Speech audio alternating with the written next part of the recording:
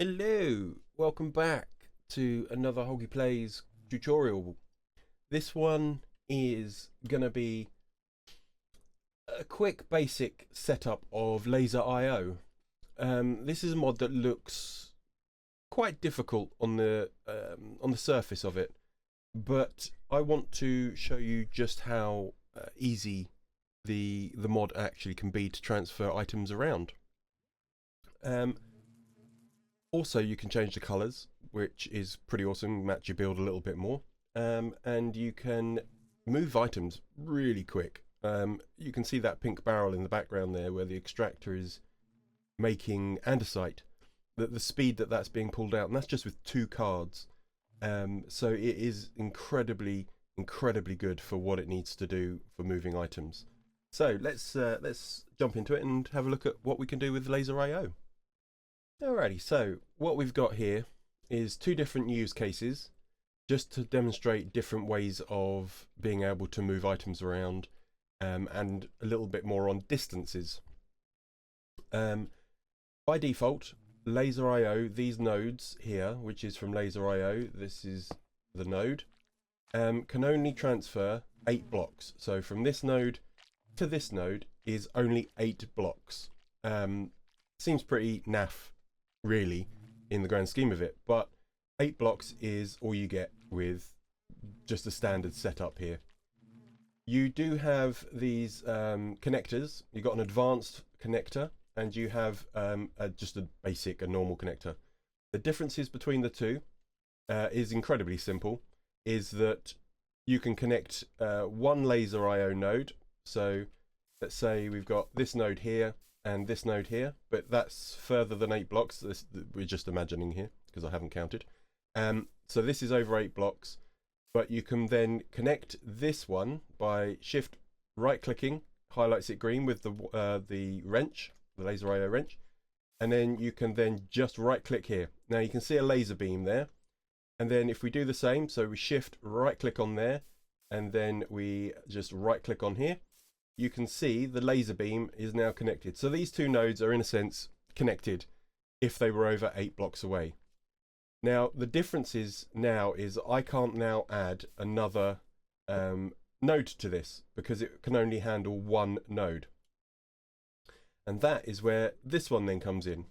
So this one, I can have 2 nodes and I can right click on this one and put it on here. Now you see that beam, and right click on here and put it on here. Now I've got 2 beams, and then I can right click on here and go and stick it over onto this one just by right clicking. So now I have a little series of nodes connected, and that can then travel and put it into this node. So that's the difference, is this one can only handle 1 node to 1 node, and this one handles multiple nodes to 1 node. So over here I've got this demonstrated. So in here we've got diamond bees, and they are producing these blocks from these omega upgrades, and they're all the same, all got all these bees in them. And then this is our storage barrel. So if we look at the number coming up here, you can see just how quick that's moving around, but that's without fully upgrading this. Let's have a quick look at this interface. Now all the nodes are the same. When you look at this interface, they all look exactly the same. And then up the top, they've very helpfully given you images of what is next to your node and what face it's on. So if I plop this andesite down here, come back in here, you can now see I've got andesite there. So you can very clearly see what is next to your node. So you can really easily see what's going on. You can get multiple different cards. You can move chemical around with this, which is pretty awesome because some things just don't move chemical. You've got redstone cards, energy cards, so you can move energy around with laser IO, fluid cards and item cards. So let's have a look at this item card. Nothing terribly special to it. You've got an insert or an extract. You can put filters in here, which is these ones. So you can put these filters in. They all sort of are self-explanatory. You just tell it what you want to filter and it'll only move those things. Same as any other filter, really. So if we look at this, we've got extract and oh, we got quite a lot new. Insert and extract is pretty much what we're going to be using. So if we come over here, now, as you can see on that little green beam there, that's connecting the hive to the laser IO node. Let's see if we can find one that's actually transferring. So you can see what looks like, I don't know, garbage or something flowing down the sci-fi laser beam. That is it. That's it working. So if we come in here, we've got one item card extracting from up, which is our beehive. So in this card, I have put the overclocker cards. You can only have 4 per card, and now we can change that down to that. And now you see the beam? The beam is going nuts because now it's pulling these out at stupid speeds. That is pretty impressive for one card, one node. Now, as you can see on this one, which is inserting our items, there are multiple beams flowing there. That is because I have added 7 item cards. Not all of them have been upgraded or anything like that. These are just purely as they come, and even the node itself hasn't been upgraded, and it's moving items insanely quick. That is also pulling from those 2 nodes into here and also storing our andesite. So this one node is doing quite a lot of work if you consider what it's moving around. So these beehives, so this one here has got a good amount of items left in it. So let's have a little look at it. So we click on our beehived one and we've got 1 item card. Now I've overclocked this node. You can only have 8 for this node. Be very careful. The same with the cards, I'll show you in a second. When you first open the node, it will open on whatever face you are opposite to. So in here, so if I now get myself an item card, say, and I just click on it, that item card has gone into that node. Problem is, it's gone into this one where there is nothing there. Same with these overclockers, it's overclocking this tab and that tab only. It's not in any of these other tabs, you see? It is literally in the one tab that we have open. So be very, very careful when you're putting cards and overclockers in, because yeah, it just won't work, and that'll be your troubleshooting. So in here I have maxed the overclockers, so I'm shift clicking in there, it's not giving me any more. If I now go into this card, we have the max of those. So if I shift and click, that's all it's taken. However, these are the defaults for the card, the 20 ticks and the transfer amounts. So we can increase that to 64 and we can decrease that to 1, and that's all gone. In that short period of time from me clicking that button to looking, all of those cone blocks have gone. So here's another one, so you can see it's trickling quite nicely. If we come back in here, click on here, we've got no overclockers. So let's stick some overclockers in, and you can see it's moving around.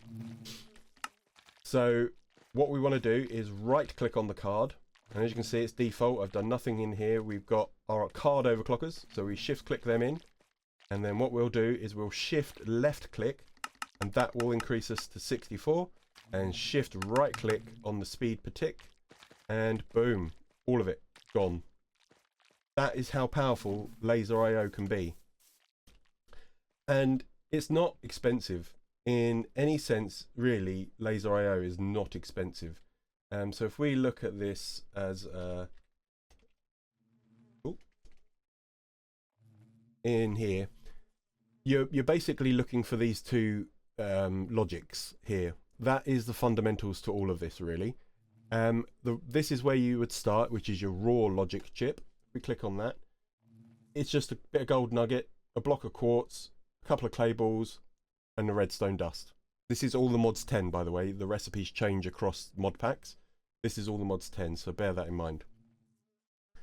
That craft gives you 4 of these. Now if we go and have a look at the node, this is what we need for the node. So we just need some glass panes and some iron, and then one of these laser connectors.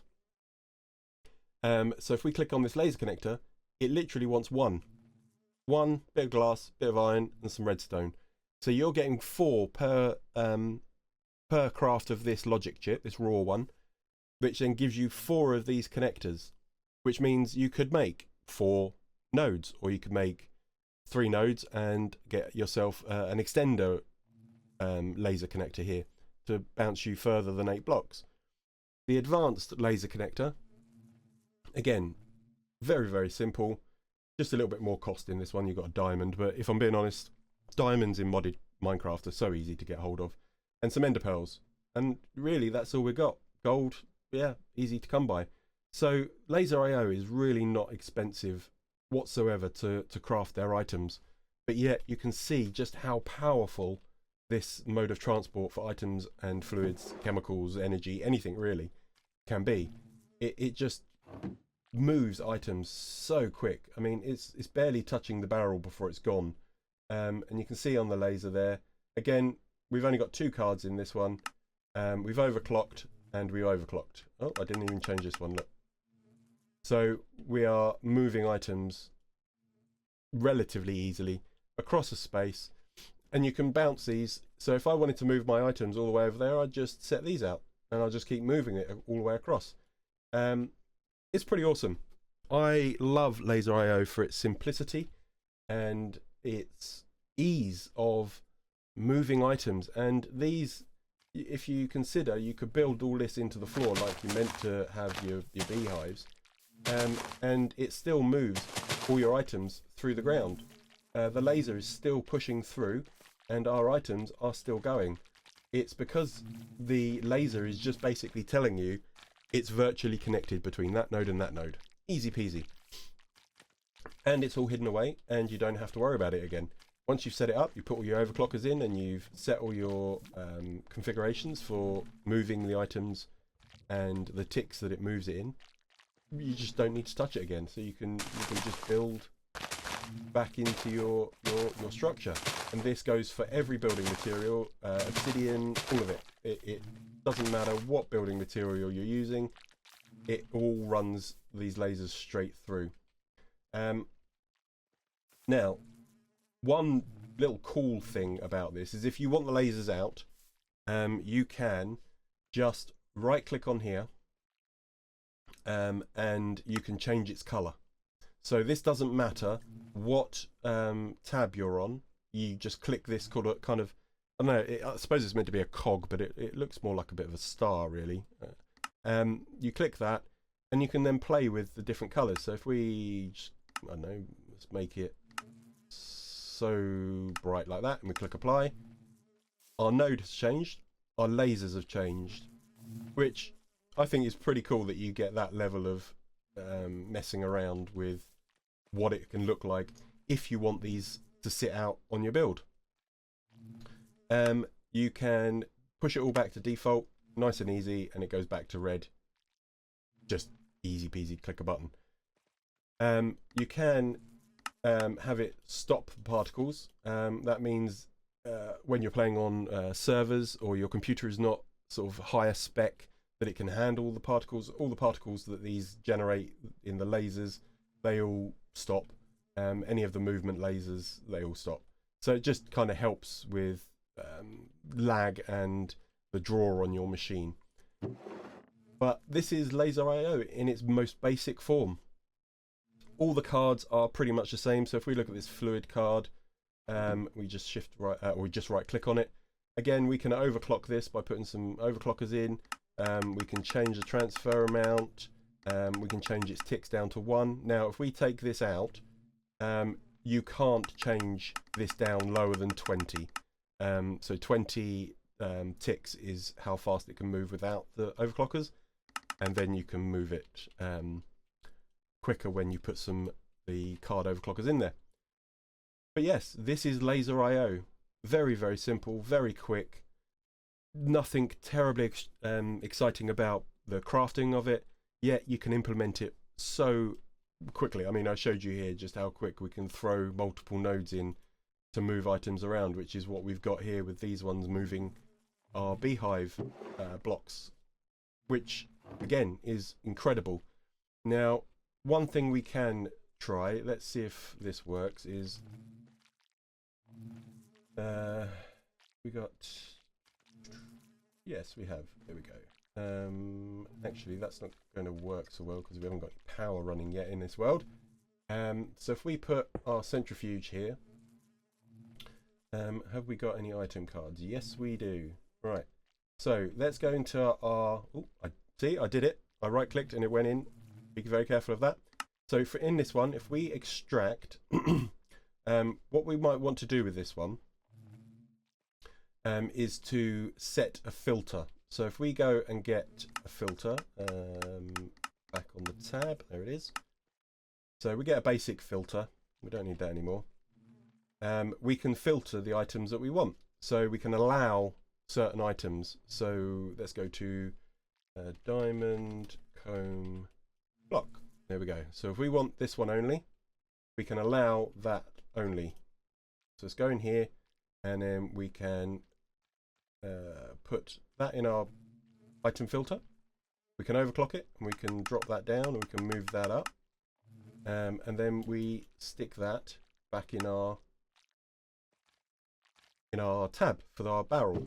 So that's only going to pull these, not the pollen puffs, not the andesite. Now, if we let's move this up one so we can have a node underneath, easy to see. And we link this and this together, like so. So you see the red beam is there. Let's get another item card, and we go in here and we can see our centrifuge is here, and click up, and then this one we should now see our combs are now in there, which is pretty awesome. It moves things around so easily that we can just bounce things around and get them to where we need them to be. It's such a simple setup. If this has helped, please do give a thumbs up, drop a comment. I always read comments and I always reply to comments. And if this has helped, share it. Let other people know how easy Laser IO can be. And I will see you all in another quick and easy tutorial for all the mods 10 and 9 series. Thank you very much, and I'll see you again. Bye now.